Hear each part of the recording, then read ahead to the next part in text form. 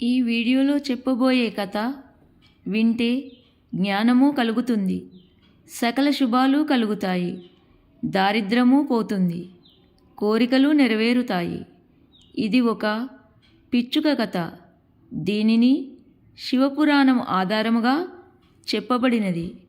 కథను తెలుసుకునే ముందు మన ఛానల్లో వ్రతాలు, నోములు, నీతి కథలు, తాళపత్రనిధి సత్యాలు, మంచి మాటలు చాలా ఉన్నాయండి. ఒకసారి చూడండి. ఇప్పుడు చెప్పబోయే కథ చాలా పవిత్రమైనది. ఆ బోలాశంకరుడు ఈ విధముగా అంటున్నాడు. ఈ కథను ఎవరైతే వింటారో వారి సమస్త పాపాలు తొలగిపోతాయి. ఎవరైతే ఈ కథను శ్రద్ధగా వింటారో వారి కష్టాలు తొలగుతాయి. వారిపై ఆ పరమేశ్వరుని కృపా కటాక్షము చాలా ఉంటుంది. ఈ వీడియోలో మనము పిచ్చుక చేసిన శివరాత్రి కథను తెలుసుకుందాము. ఈ కథను సోమవారం రోజున కానీ, శివరాత్రి రోజున కానీ, మాస శివరాత్రి నాడు కానీ, సోమవారాల వ్రతము చేసేవారు కానీ ఈ కథను వినినచో వారికి ఆ మహాదేవుని ప్రసాదము దొరికినట్లే. మనస్సును మంచి మార్గంలో నడవడానికి మార్గమును చూపిస్తుంది ఈ కథ. కొద్ది కాలం క్రితము ఒక ఊరిలో ఒక సేటు భార్య ఉండేవారు. వారు చాలా ధనవంతులు. వారికి దేనికి కొదవలేదు. కానీ వారి జీవితంలో దాన ధర్మాలు కానీ, దైవకార్యాలు కానీ, ఏ విధమైన పుణ్యకార్యాలు కానీ చేయడం లేదు. వారి జీవితంలో కనీసము ఎవరికీ భిక్షము కూడా వేయలేదు. ఆ దంపతులకు ఇంట్లో తినేవారు లేరు, అంటే సంతానము లేదు. ఆ సేటు ఇంటి దగ్గర ఒక రావి చెట్టు ఉంది. ఆ రావి చెట్టు మీద ఒక అందమైన పక్షి గూడు కట్టుకొని నివసిస్తుంది. దానికి కూడా 2-3 చిన్న పిల్లలు ఉన్నాయి. ఆ పక్షి ఊరిలోనికి రోజు ఆహారం కోసం వెళ్తూ ఉండేది. ఆహారం తీసుకొని వచ్చి తన పిల్లలకు తినిపిస్తూ ఉండేది. ఆ పక్షి రోజు ఆహారం కోసము ఊరిలో తిరుగుతూ సేటు ఇంటికి కూడా వెళ్ళేది. కానీ ఒక్కరోజు కూడా ఆ ఇంటి దగ్గర ఆహారము లభించేది కాదు. అప్పుడు ఆ పక్షి ఇలా అనుకుంటుంది, ఈ ఊరిలో అందరికంటే పెద్ద ఇల్లు ఈ సేటుదే. మరియు సేటు చాలా ధనవంతుడు. కానీ సేటు ఎటువంటి దానాలు చేయడం లేదు. ఏ జీవులకు కూడా భిక్ష వేయడం లేదు, సహాయము చేయడం లేదు. కనీసము పక్షులకు కూడా ధాన్యం వేయడం లేదు. ఈ సేటు చాలా పిసినారి అని అనుకుంటుంది. ఒకరోజు ఆ పక్షి ఆ సేటు ఇంటికి వెళ్ళి ఒక గూటిలో కూర్చుంది.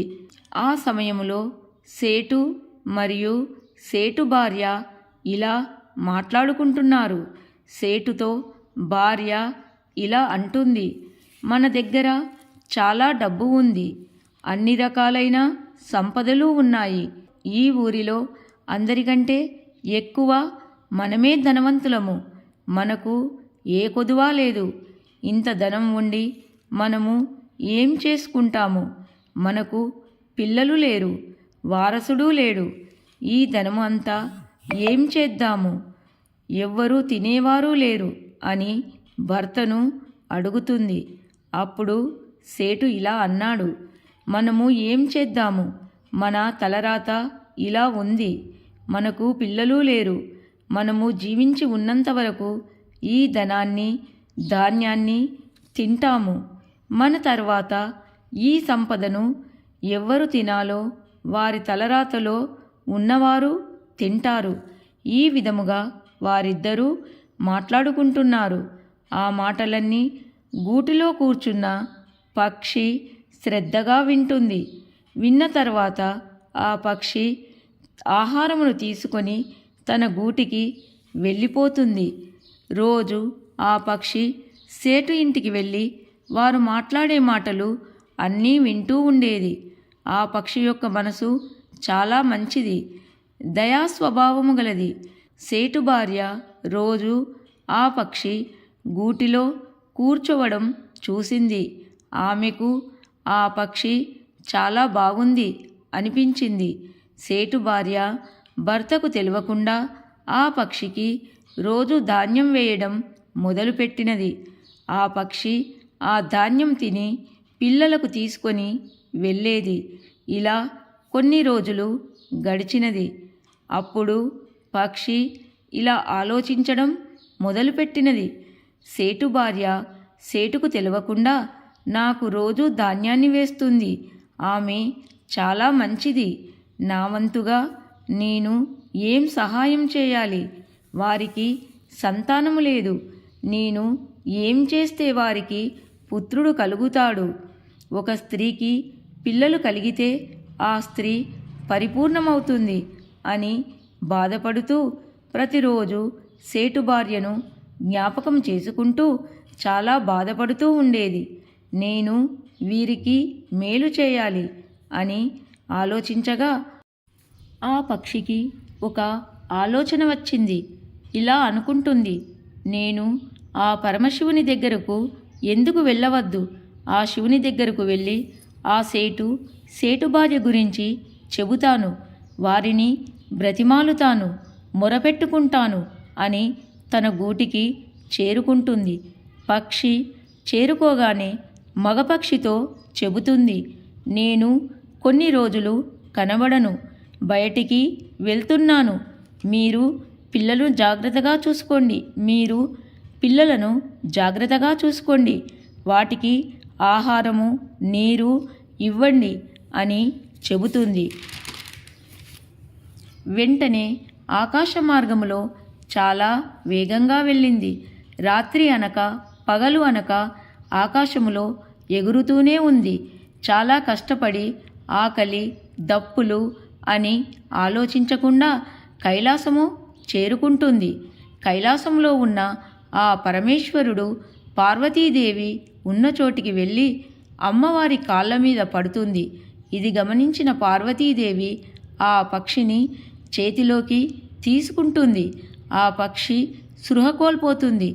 ఆ పక్షిని అమ్మవారు స్పృహ వచ్చేలాగా చేసి ఆ పక్షిని ఈ విధముగా అడుగుతుంది, నీవు ఎక్కడి నుండి వచ్చావు? ఎందుకు అలసిపోయావు అని అడుగుతున్నది. నీవు ఎక్కడి నుండి వచ్చావు? ఎందుకు అలసిపోయి ఉన్నావు? ఎందుకు కంగారు పడుతున్నావు అని అడుగుతుంది. అప్పుడు పక్షి ఈ విధముగా చెబుతుంది, తల్లి పార్వతి, మాత, నేను చాలా బాధలో దుఃఖంలో ఉన్నాను. నేను చాలా దూరం నుండి వచ్చాను, అందుకే అలసిపోయాను. ఈ దుఃఖము నా గురించి కాదు, వేరే వారి గురించి అనగానే పార్వతీదేవి ఇలా అంటుంది, ఓయి పక్షి, నీవు చెప్పేది అర్థం కావడం లేదు, నాకు అర్థం అయ్యేలా చెప్పు అంటుంది. అప్పుడు పక్షి, తల్లి, నేను నివసించే దగ్గర ఒక సేటు భార్య నివసిస్తున్నారు. వారికి సంతానము లేదు. సేటు భార్య చాలా మంచిది. ఆమెకు ఒక పుత్రుణ్ణి ఇవ్వండి అని పక్షి బాధపడుతూ అడిగింది. ఆ మాటలు పార్వతీదేవితో చెప్పి పక్షి మళ్ళీ స్పృహ కోల్పోయింది. మళ్ళీ పార్వతీదేవి ఆ పక్షిని స్పృహలోకి తీసుకొని వచ్చి పార్వతీమాత ఆ పక్షిని స్పృహలోకి తీసుకొని వస్తుంది. పార్వతీమాత పక్షికి ఆహారం పెడుతుంది, నీటిని ఇస్తుంది. పక్షితో ఇలా అంటుంది, నీవు బాధపడకు, ఆ మహాదేవుడు ధాన్యంలో ఉన్నాడు. నీవు బాధపడకు, ఆ మహాదేవుడు ధ్యానములో ఉన్నాడు. కొంచెం సేపు తర్వాత ధ్యానములో నుండి లేస్తాడు. అప్పుడు నీవు ఆ మహాదేవునితో మాట్లాడుమని చెబుతుంది. మహాదేవుడు ధ్యానములో నుండి లేచాడు. పక్షిని చేతిలోనికి తీసుకొని పార్వతి ఆ శివుని దగ్గరకు వెళ్ళింది. ఆ శివుని దగ్గరకు వెళ్తుంది. ఆ పరమేశ్వరునితో పార్వతీదేవి ఇలా చెబుతుంది. ఒక ఊరిలో ఒక సేటు అతని భార్య నివసిస్తున్నారు. వారికి పుత్రులు లేరు. మరి వారి తలరాతలో పుత్రులు ఉన్నారా లేదా అని పార్వతీదేవి అడుగుతుంది. అప్పుడు మహాదేవుడు ధ్యానములోకి వెళ్ళి పార్వతీదేవితో ఈ విధముగా అంటున్నాడు. వారి తలరాతలో పుత్రులు లేరు అనగానే ఆ మహాదేవునితో పార్వతీదేవి ఇలా అంటుంది. వారి తలరాతలో పుత్రులు లేకున్నా సరే మీరు మాత్రము వారికి ఒక పుత్రుణ్ణి ఇవ్వాలి అంటుంది. అప్పుడు ఆ మహాదేవుడు, ఓ పార్వతి, నేను చెప్పాను కదా వారి తలరాతలో పుత్రులు లేరు, లేనిది ఎలా ఇస్తాను అంటాడు ఆ పరమశివుడు. దానికి సమాధానముగా పార్వతీదేవి ఇలా అంటుంది. చూడు స్వామి, ఈ పక్షి చాలా దూరము నుండి ఆశగా వచ్చింది. దీనికి ఎలాగైనా సహాయం చేయాలి. చాలా కష్టపడి ఆకలి నీరు లేకుండా ఎగురుకుంటూ వచ్చింది. దీనిని కాలి చేతులతో నేను పంపలేను అంటుంది పార్వతి. ఆ మాటలు విని మహాదేవుడు, చూడు పార్వతి, నీ ప్రతి మాటను నెరవేరుస్తాను. నెరవేర్చే బాధ్యత నాది. నీవు అడుగుచున్నావు కాబట్టి ఆ సేటు భార్యకు ఒక పుత్రుణ్ణి ఇస్తాను. కానీ ఆ సేటు భార్య ఎప్పుడూ దాన ధర్మాలు చేయలేదు, ఎవరికీ సహాయము చేయలేదు, పుణ్యకార్యాలు చేయలేదు. కానీ పుత్రులు కలిగిన తర్వాత పురాణాలు చదవాలి, పుణ్యకార్యాలు చేయాలి, దాన ధర్మాలు చేయాలి, గుడికి వెళ్ళాలి, భిక్షము అడిగేవారికి భిక్ష వేయాలి, భగవంతుని నామస్మరణ చేయాలి అని చెప్పగా ఆ పక్షితో నామస్మరణ చేయాలి అని పరమేశ్వరుడు చెప్పి ఆ మాటను పక్షితో చెప్పు అని అంటాడు. అప్పుడు పార్వతీదేవి పక్షికి చెప్పగానే ఆ పక్షి, మహాదేవ, నేను వారు అలా చేసేలాగా నా తరపున ప్రయత్నం చేస్తాను అని చెప్పింది. అప్పుడు ఆ షరతుకు పక్షి ఒప్పుకుంది. ఆ మహాదేవుడు తదాస్తు అని చెప్పి పక్షికి వరమిచ్చాడు. ఆ పక్షి ఆ మహాదేవునికి పార్వతీదేవికి నమస్కరించింది. అక్కడి నుండి తిరిగి ఎగురుకుంటూ తన గూటికి చేరుకుంది. కొన్ని రోజుల తర్వాత వారికి ఒక పుత్రుడు జన్మిస్తాడు. ఆ పుత్రుణ్ణి చూసి ఆ దంపతులు మురిసిపోతారు, చాలా సంతోషపడతారు. పక్షి కూడా చాలా సంతోషిస్తుంది. తను పడిన కష్టానికి మంచి ఫలితము దొరికిందని చాలా సంతోషిస్తుంది ఆ పక్షి. మరలా తన మనసులో ఇలా అనుకుంటుంది, ఆ ఊరిలోనే ఈ సేటు చాలా ధనవంతుడు. ఆ సేటు తన కుమారునికి రకరకాల మంచి పదార్థాలు తినిపిస్తాడు. అవి కొంచెము జారి క్రింద పడినప్పుడు అది మాకు ఆహారముగా దొరుకుతుంది అని ఆలోచిస్తూ ఆ పక్షికి చాలా ఆనందం కలుగుతుంది. ఆ దంపతుల కొడుకు కొంచెం కొంచెము పెద్దగా అవుతుంటాడు. శివరాత్రి కూడా అయిపోయినది. ఈ విధముగా 4 శివరాత్రులు అయిపోయాయి. 5వ శివరాత్రి వస్తుంది. కానీ ఆ పక్షి మాత్రము చాలా దుఃఖముతో బాధతో ఉంటుంది. ఆ పక్షి ఇలా అనుకుంటుంది, సేటు భార్య పుత్రునికి 5 సంవత్సరములు నిండబోతున్నాయి. కానీ వారు ఎలాంటి దాన ధర్మాలు చేయడం లేదు, గుడికి వెళ్ళడం లేదు, పుణ్యకార్యాలు చేయడం లేదు, ఎవరికీ భిక్ష వేయడం లేదు. ఈ విధముగా ఆలోచిస్తూ చాలా దుఃఖంతో ఉంటుంది. వీళ్ళు దాన ధర్మాలు పుణ్యకార్యాలు చేయకపోతే పిల్లవాడు అల్పాయుష్కుడు అవుతాడు అని చాలా బాధపడుతుంది. ఈ విషయము వారికి నేను ఎలా చెప్పాలి? మా పక్షి భాష వారికి అర్థము కాదు. నేను ఏం చేయాలి అని బాధపడుతుంది.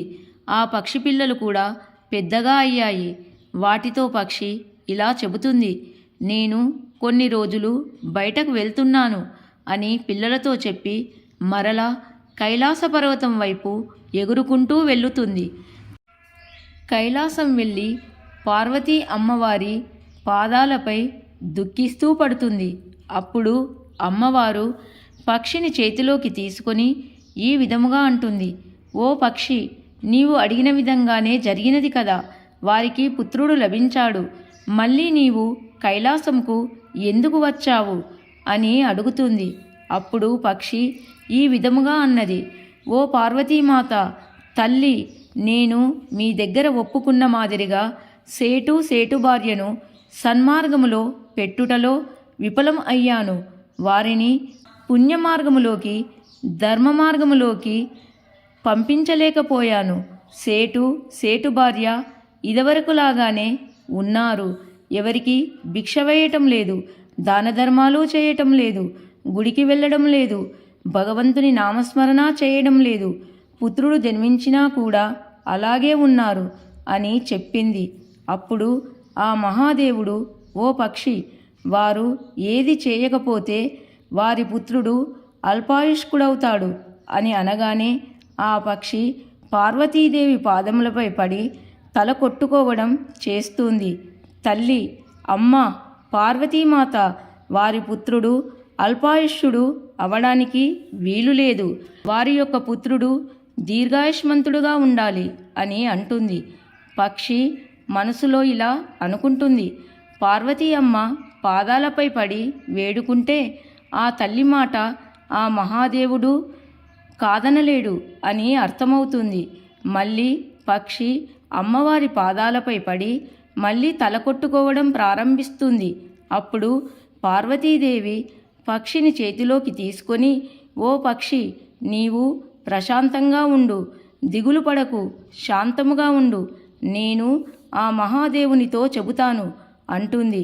అప్పుడు పక్షి, ఓ అమ్మ, నేను నా భాషలో చెప్పడానికి చాలా ప్రయత్నం చేశాను, కానీ వారు నా మాటలు వినడము లేదు, పట్టించుకోవడమూ లేదు. నేను ఏం చేయను తల్లి అంటుంది. ఓ అమ్మ, మీరు మరియు మహాదేవుడు సేటు భార్య వాళ్ళ ఇంటికి వెళ్ళి వారిని సన్మార్గములోకి తీసుకొని రండి అని కోరుతుంది. పార్వతీదేవి, మహాదేవుడు ఇలా అంటారు, ఓ పక్షి, నీవు చెప్పినట్లే చేస్తాము.